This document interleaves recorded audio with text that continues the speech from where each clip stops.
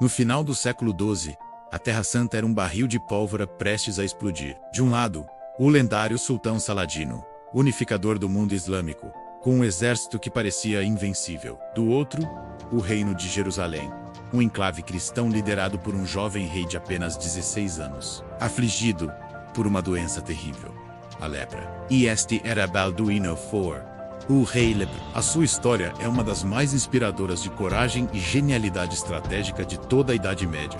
Em 1177, a situação política era extremamente tensa. O reino de Jerusalém estava enfraquecido por disputas internas e cercado por inimigos. A lepra de Balduíno, que o consumia lentamente, era vista por muitos, incluindo Saladino, como um sinal da fraqueza do reino. O jovem rei sofria dores constantes e perdia progressivamente a sensibilidade em seus membros, mas sua mente permanecia afiada como uma lâmina de aço de Damasco. Sua determinação em defender seu povo era inabalável, e ele se recusava a deixar que sua condição física o definisse como governante. Enquanto isso, Saladino, no auge do seu poder, reunia um exército colossal no Egito.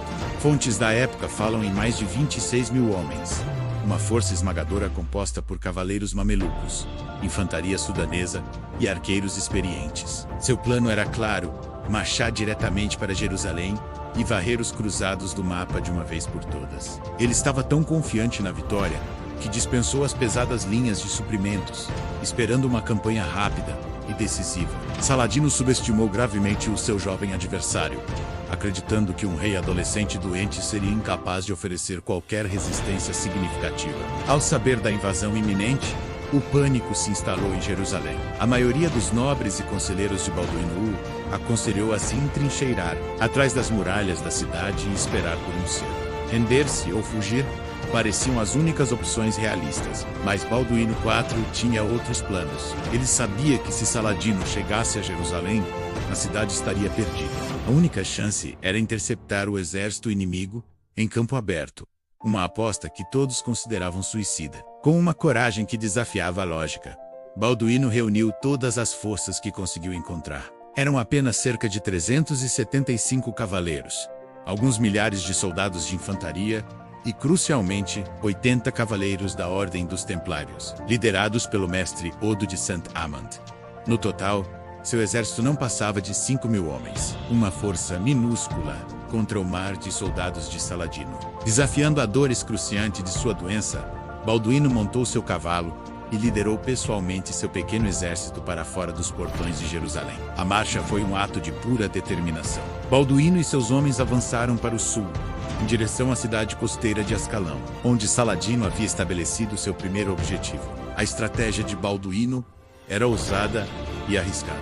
Ele pretendia usar a mobilidade de sua pequena força para surpreender Saladino, pegando-o em um momento de vulnerabilidade. Ele sabia que o exército do sultão, por ser tão grande, se moveria de forma mais lenta e desorganizada, especialmente em terreno desconhecido. Ao chegar perto de Ascalão, Balduíno uniu suas forças com a guarnição dos templários que estava lá. A experiência e a disciplina fanática dos templários seriam fundamentais. Juntos, eles eram uma força pequena, mas letal. Enquanto isso, Saladino, acreditando que havia encurralado o rei cristão em Ascalão, cometeu seu maior erro. Ele permitiu que seu exército se espalhasse pelo campo, saqueando aldeias e se sentindo completamente seguro. A disciplina se desfez e a guarda foi baixada. A arrogância havia cegado o grande sultão para o perigo iminente. Foi então, em 25 de novembro de 1177, perto de uma colina chamada Mongisard, que Balduíno viu sua oportunidade. Do alto de uma duna, ele observou o exército de Saladino,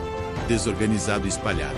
O momento era agora ou nunca. A tática seria um ataque surpresa total, uma carga de cavalaria devastadora contra o coração do exército inimigo. Balduíno sabia que não teria uma segunda chance. Era tudo ou nada. Antes da batalha, segundo as crônicas, Balduíno desmontou de seu cavalo, com o corpo coberto de bandagens e o rosto mascarado, para esconder as deformidades da lepra. Ele se ajoelhou diante de um fragmento da verdadeira cruz, carregado pelo bispo de Belém. Ele orou a Deus por vitória, e seus homens, ao verem a fé inabalável de seu jovem rei moribundo, foram tomados por uma fúria sagrada. Ergueram-se como um só, prontos para seguir seu líder até a morte. Ao sinal de Balduíno, a cavalaria cruzada com os templários na vanguarda avançou como um trovão. Eles surgiram sobre uma colina, com o sol da tarde às suas costas, cegando os inimigos. A guarda pessoal de Saladino, os mamelucos, foi pega completamente de surpresa.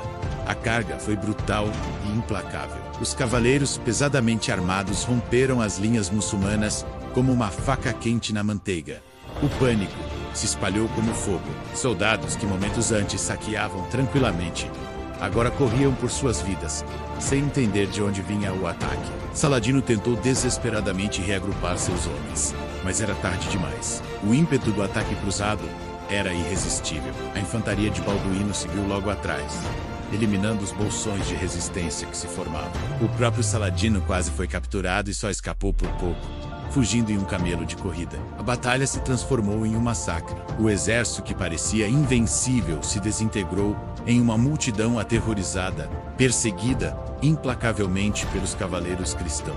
A derrota de Saladino foi total. Ele perdeu mais de 90% de seu exército, incluindo sua guarda pessoal de mamelucos. A fuga de volta para o Egito foi um pesadelo, com os sobreviventes sendo caçados por beduínos e sofrendo com a falta de suprimentos e as fortes chuvas. Saladino chegou ao Cairo com apenas 1/10 de suas forças originais. Foi a maior derrota de sua carreira militar.